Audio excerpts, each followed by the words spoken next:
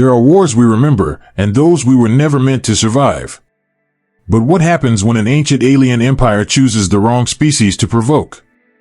When humanity, flawed, chaotic, and deeply underestimated, reveals the one thing it's perfected beyond survival, the art of war. In this story, you won't just witness an invasion.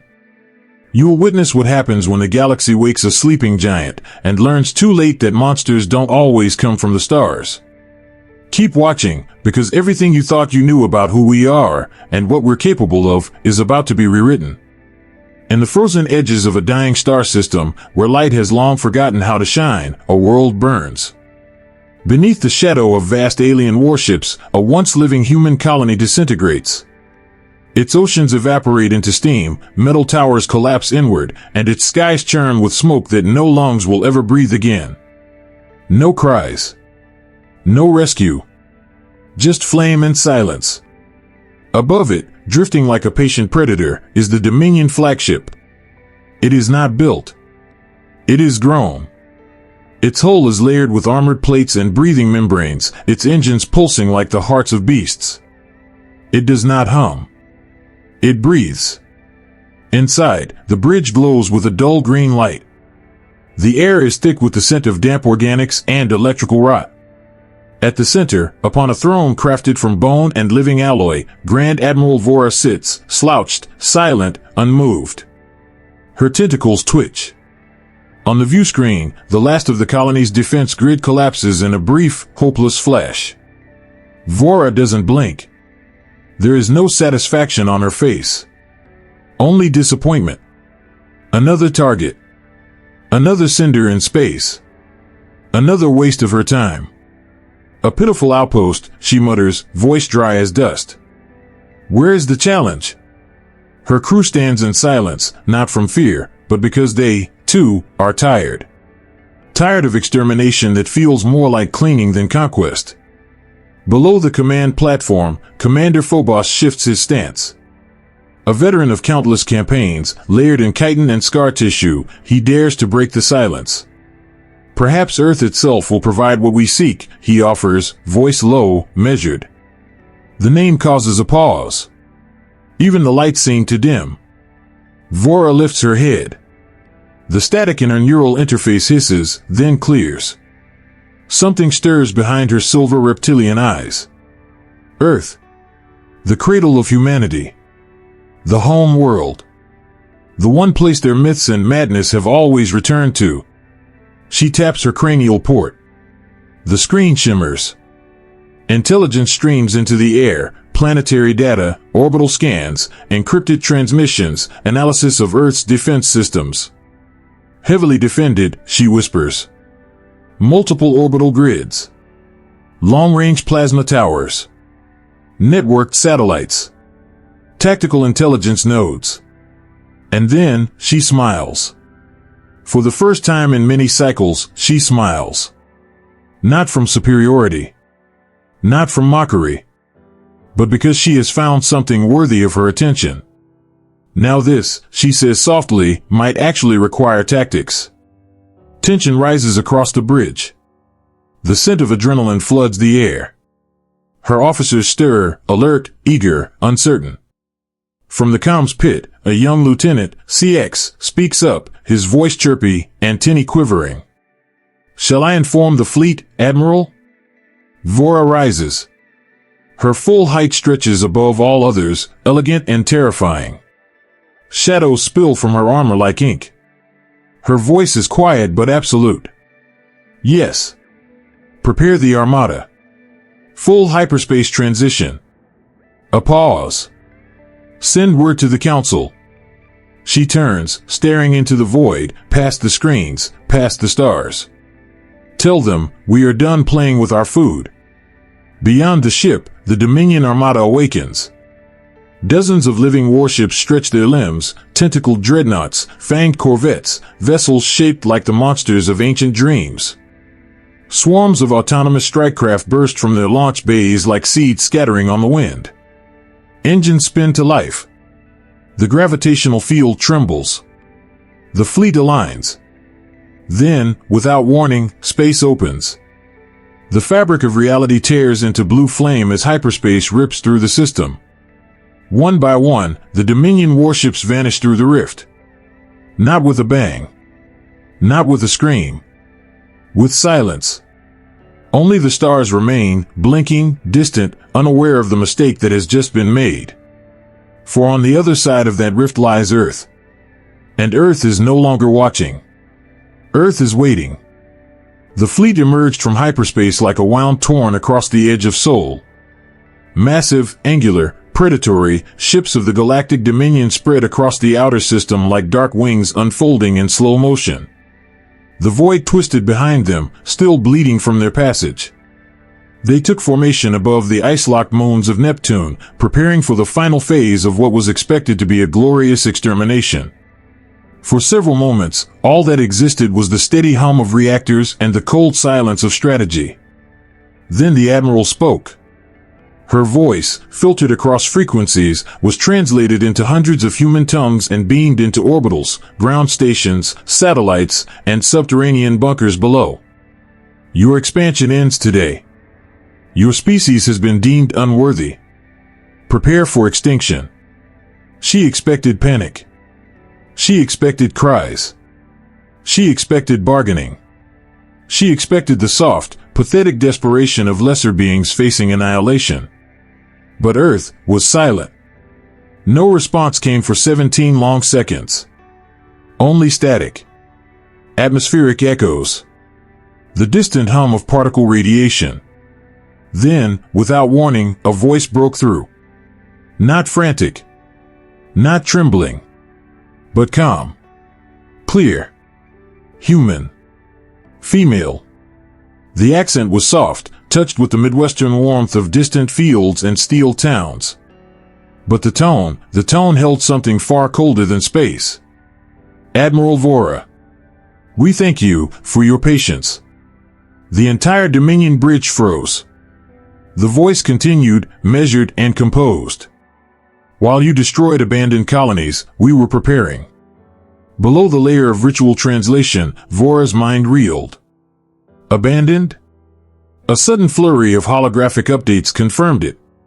The colonies they had obliterated, dozens of them, were devoid of biosigns. No civilian traffic. No real-time communication. No infrastructure activity. The entire population had vanished before the first plasma cannon was fired. The defense systems? Simulated. Drones. Ghost grids. Illusions. They hadn't been conquering. They'd been dancing with phantoms. Her throat clicked once in disbelief. The bridge, once still, now stirred with unease. Tentacles coiled tighter. Claws gripped consoles. Something was off. Something unseen was moving.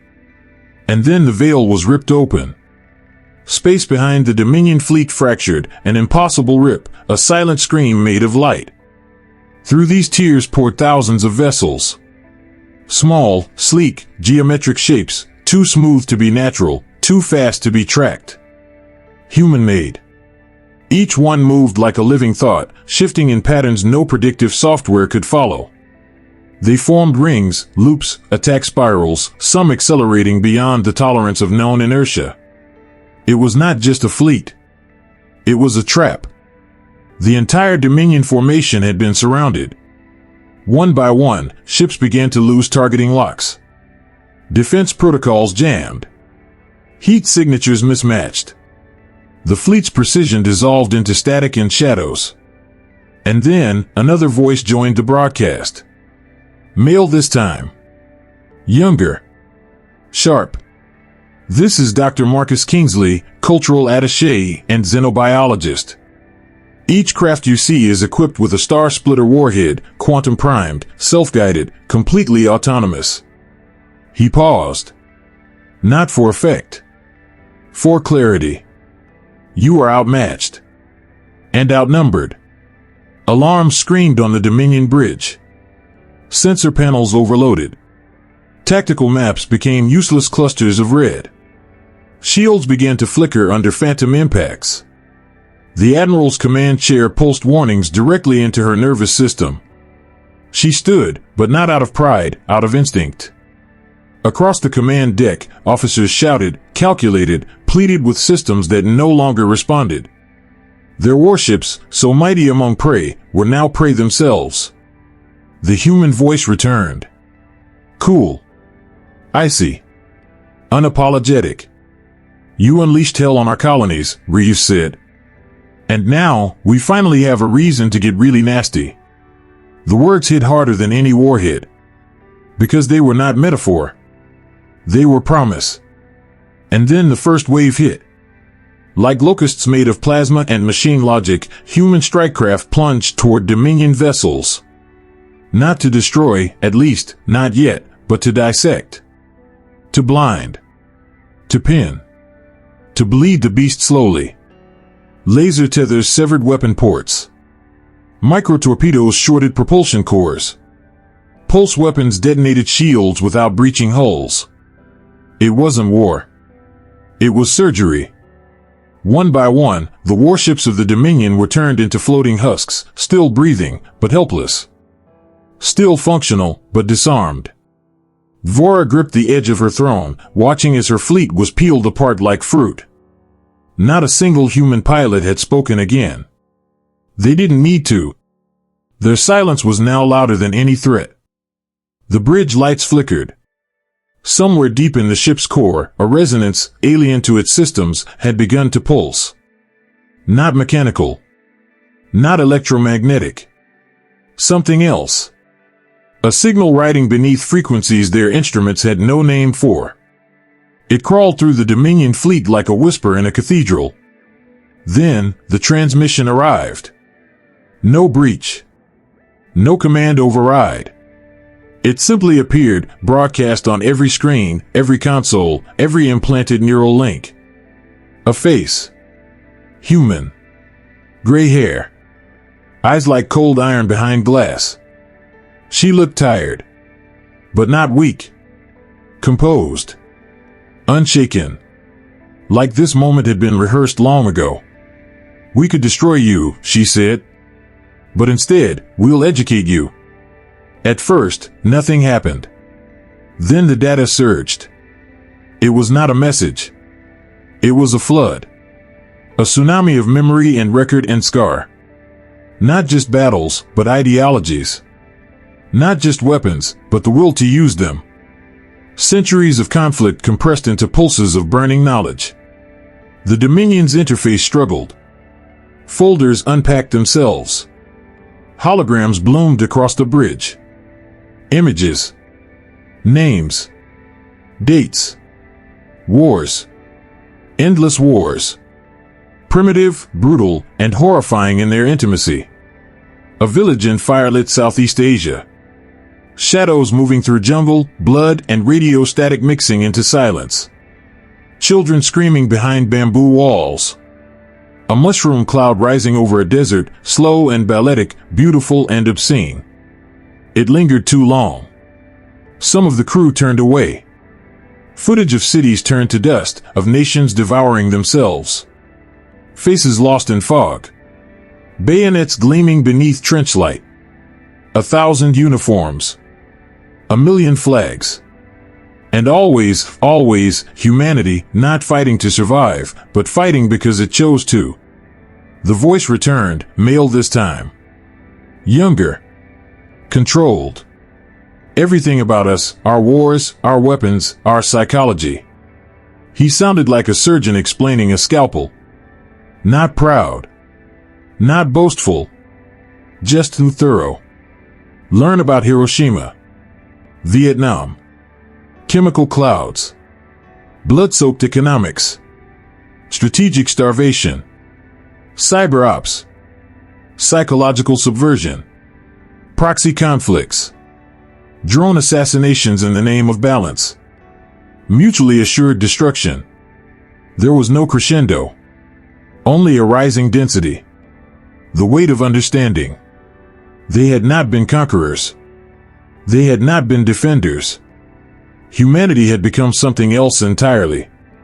They had become artists of annihilation. They had turned destruction into a language and spoken it to themselves for thousands of years. And they were fluent. The Dominion officers said nothing. Their display grids were saturated with human history, endless and meticulous. No enemy could have known them better than they knew themselves. That was the horror.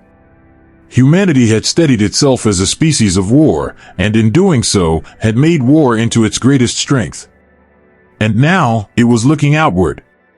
Another clip began to loop. Urban ruins.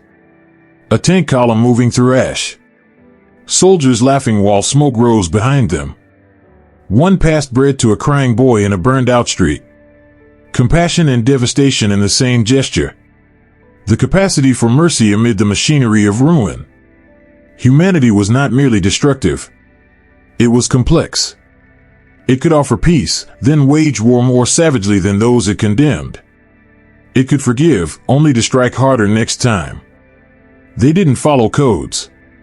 They adapted. They evolved. They lied when lying won. And when they lost, they learned. The Admiral sat still, motionless except for the slow clenching of her claws. Her breath, once steady, now came in sharp bursts. A whisper escaped her lips. We thought they were prey. The bridge was silent. We were wrong. On the outer screens, the Dominion fleet floated in a cage made of silence and intent. Not a shot fired now. The human vessels had stopped advancing. They simply hovered, glowing cold blue beneath Earth's orbit. Hundreds. Thousands. Waiting. Not to kill. To see if the lesson had been learned. But somewhere deeper, behind the warships and the data and the silence, something older stirred, a realization creeping into the bones of even the most loyal Dominion soldiers. They had not awakened a primitive species. They had awakened a mind that had taught itself violence for millennia. Only now it had chosen to look at someone else. And it had perfect memory. The ceiling of the High Council chamber rose like the inside of a cathedral turned inside out, twisting arches of crystalline bone, glowing veins running through the walls like blood under glass. A hush hung over the chamber, not out of reverence, but arrogance. The kind of silence held by those who believed they were immune to consequence. Vora stood alone at the center. Her armor was scorched. Her rank insignias cracked. Even her breath felt heavier in this place. Not because of gravity, but because of expectation. 12 counselors loomed above her, each perched on platforms grown into the curve of the dome. They regarded her not as a commander, but as a problem. She spoke plainly. They let us destroy ghost towns. A murmur. One or two counselors blinked. The others remained motionless, crystalline eyes unblinking. They abandoned their colonies in advance. The people were already gone. The defenses automated. The casualties? Nothing but dust and drones. Her voice carried across the chamber, amplified not by technology, but by the tension her words brought. While we chased shadows, she continued, they steadied us. They analyzed our weapons. Our movement patterns. Our weaknesses. And when they struck, they disabled 53 capital ships in under an hour. One of the counselors shifted, the motion slight, but meaningful. From the upper platform, a clawed hand slammed down. You want us to sue for peace over a setback? Counselor Rath's voice echoed, thick with disbelief. His scaled face twisted with contempt. The Dominion has stood for 10,000 cycles. You want us to kneel to a single species? Vora's jaw tensed. Her voice sharpened, not in volume, but in density. They are not a species. They are a civilization in total mobilization. She accessed her neural port, and the air shimmered with data. Holograms bloomed, diagrams, timelines, projections, all glowing with the red and silver signatures of human systems. The Phoenix protocols, she said coldly. Her eyes scanned the council, meeting none, yet addressing all. They are converting every industry. Civilian infrastructure is now military. Agricultural systems are now feeding soldiers. Scientists, once building bridges, are now forging weapons. And their population is answering the call. By the millions. The projections intensified. Factory cities igniting with life. Orbital foundries blooming like metal flowers. Entire continents flickering with the activity of war preparation. And it doesn't stop there, Vora added. They are forming alliances. The Arterians have signed a mutual defense pact. The Krasari have sent envoys. Even the Void tribes have offered navigational data. That finally struck something. A ripple of unease passed through the chamber. The Arterians had been silent for centuries, neutral, untouchable. For them to align with humans. Still, Counselor Trova scoffed, mandibles clicking in irritation. They are primitives. One planet. One species. Their reach is limited. Vora didn't shout. She only whispered. A predator is most dangerous not when it attacks, but when it adapts. She let the words settle like dust. They have mastered deception. Asymmetrical tactics. Psychological warfare. They don't fight by rules. They don't fear defeat. They plan for it. The council remained still. She had seen it before. Not logic. Not caution. Pride. The kind too deeply rooted to be pulled free by mere truth. They are not a minor threat, she said again, quieter now. They are a sleeping predator, and we just woke it up. Counselor Morva, the eldest among them, leaned forward, fingers laced. What do you propose, Admiral? Her answer came without hesitation. A perimeter. Defensive fleets along our border. Surveillance of neutral zones. And diplomatic channels opened immediately. The silence that followed was long, sharp, and deep. Counselor Wrath finally spoke. No diplomacy. No retreat. The Dominion does not blink before insects. You will receive command of the Third Fleet. You may patrol the border. Nothing more. A soft hum signaled the end of the session. The counselors began to fade into their alcoves, their platforms receding into the bone walls like phantoms withdrawing into stone.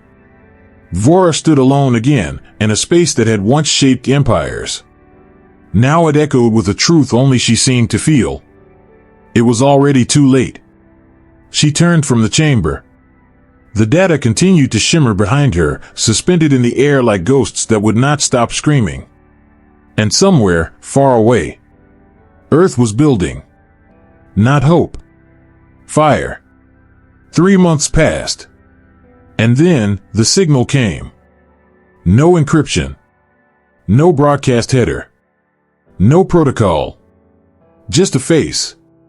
General Eleanor Reeves, unblinking, framed by a window of stars. Behind her, Earth hung in space, soft and blue, still turning. Calm. Unarmed. Alive.